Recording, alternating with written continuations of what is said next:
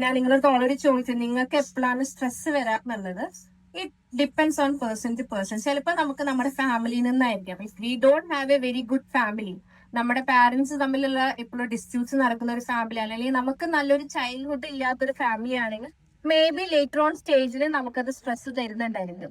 നമുക്കത് എന്താ പറയുക, നമ്മുടെ അച്ഛനും അമ്മയും എന്താ പറയുന്ന ഭയങ്കര എപ്പോഴും തല്ലുവിടുന്ന ഒരു ഫാമിലിയാണ്, അല്ലെങ്കിൽ എപ്പോഴും നിങ്ങളെ ചീത്ത പറയുന്ന, അവർ തമ്മിലുള്ള ഒരു ഹാപ്പി ഫാമിലി എൻവയോൺമെന്റ് എല്ലാം നിങ്ങൾക്ക് ചൈൽഡ്ഹുഡിൽ കിട്ടിയേക്കുന്ന വെച്ചിട്ടുണ്ടെങ്കിൽ അങ്ങനത്തെ ആൾക്കാർക്ക് റിലേഷൻഷിപ്പ് മെയിൻറ്റെയിൻ ചെയ്യാൻ ഭയങ്കര ബുദ്ധിമുട്ടായിരിക്കും.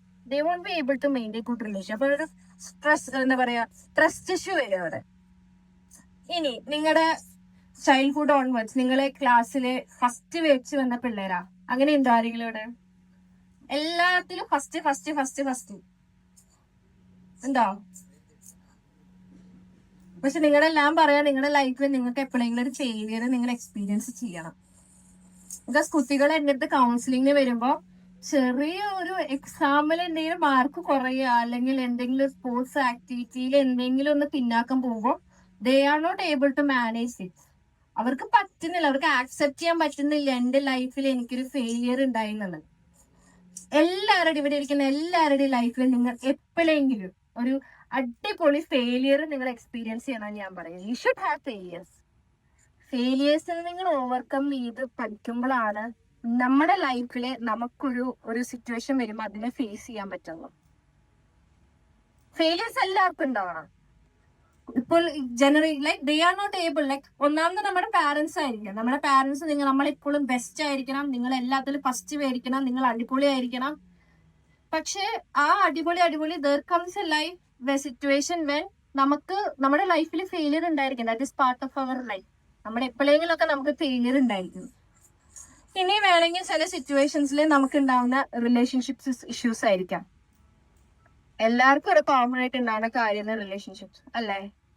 ഞാൻ ചോദിക്കുന്നില്ല ഇവിടെ ആർക്കൊക്കെ റിലേഷൻഷിപ്പ് ഉണ്ടെന്നുള്ളത്. Common thing. നമ്മള് ലൈക്ക് എക്സ്പ്ലോർ ചെയ്യേണ്ട സ്റ്റേജ് ആണ് അത്. അവിടെ നിന്ന് പോകരുത്. You should explore more guys, more girls and boys. നിങ്ങൾ എക്സ്പ്ലോർ ചെയ്യണം.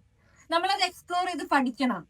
ബിക്കോസ് ഫാമിലി കൗൺസിലിങ്ങിന് ഇരിക്കുമ്പോൾ അല്ലെങ്കിൽ കപ്പിൾ എൻ്റെ കൗൺസിലിങ്ങിന് വരുമ്പോ വളരെ നല്ല എന്താ പറയുന്ന നമ്മള് ഒരു ടേം യൂസ് ചെയ്യില്ലേ ഗേൾസിനൊക്കെ, എന്താ പറയാ, നല്ല നിഷ്കളങ്കയായ കുട്ടി, മുഖത്ത് നോക്കി സംസാരിക്കില്ല, നിലത്ത് നോക്കി നടക്കുന്ന കുട്ടികള്. പക്ഷെ when it comes to family living, like couple ആയിട്ട് ഒരു പാർട്ട്ണറുടെ കൂടെ അവര് താമസിക്കാൻ തുടങ്ങുമ്പോൾ ഇറ്റ്സ് റിയലി ടഫ്.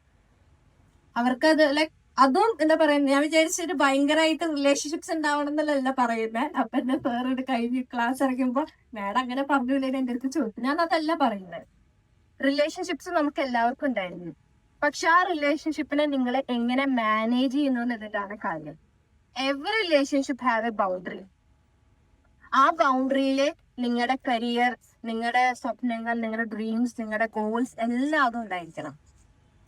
ജസ്റ്റ് എനിക്ക് ആ ഒരു വ്യക്തി അല്ലെങ്കിൽ അവൾ മാത്രം മതി, അവൻ മാത്രം മതി, അവൾ ഇല്ലാണ്ട് എനിക്ക് പറ്റില്ല, അത് നമുക്ക് അതൊക്കെ പണ്ടത്തെ തോട്ട്സ് ആണ് അതൊക്കെ. അതിന്റെ അപ്പുറം ലൈക്ക് ഇപ്പോഴത്തെ കറന്റ് സ്റ്റഡീസ് നോക്കുന്നത് ഗേൾസിന്റെ കാര്യമായിട്ട് ഞാൻ പറയണേ.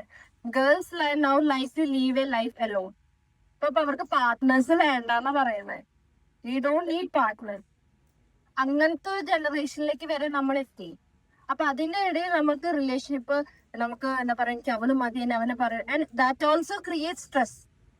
അവരെന്റെ അടുത്ത് സംസാരിച്ചില്ല, അവന് ഉറങ്ങിയില്ല, അവള് ഭക്ഷണം കഴിക്കില്ല എന്ന് പറഞ്ഞിട്ട് ഓപ്പോസിറ്റ് ആൾക്കാണ് സങ്കടം.